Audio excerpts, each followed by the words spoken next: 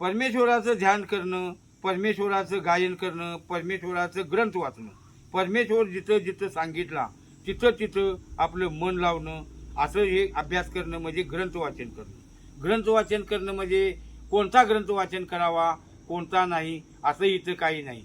तर ज्ञानेश्वरी, तुकाराम गाथा, एकनाथ गाथा, सिद्धांत बोध, भक्तिविजय, रामायण, महाभारत आणि दासबोध आणि याच्यानंतर गुरुगाथे अनेक आहेत.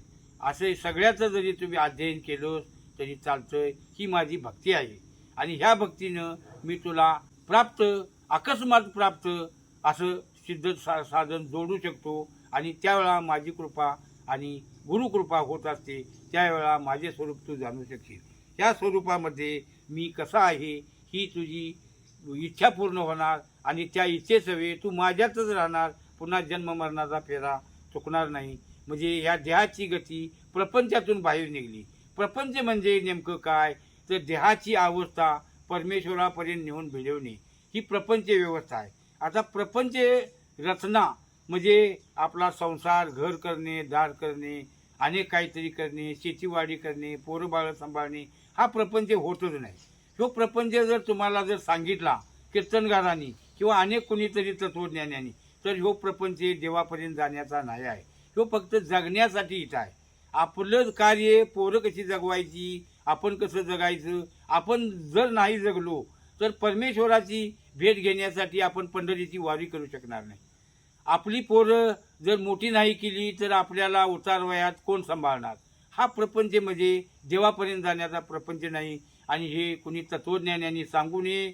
आणि हे तत्वज्ञानांनी जर हे ज्ञान सांगितलं तर ह्या प्रपंचातून परमात्मापर्यंत पोहोचता येत नाही.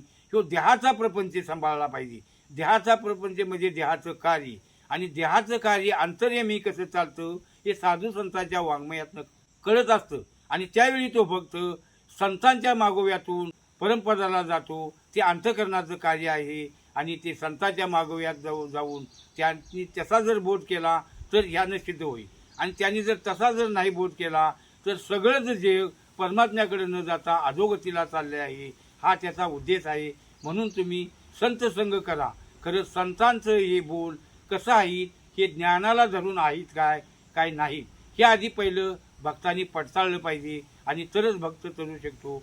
असं हे ज्ञान स्वरूपी ज्ञान तिथपर्यंत पोचण्यासाठी एवढा उपदेश मी तुम्हाला माझ्या मतीनं प्रेरित करीत आहे. आणि तो भगवंत कृपेनं होत असतो. मी स्वतःची इच्छा इथं वापरलेली नाही आणि माझं मनबुद्धी इथं काहीही करत नाही.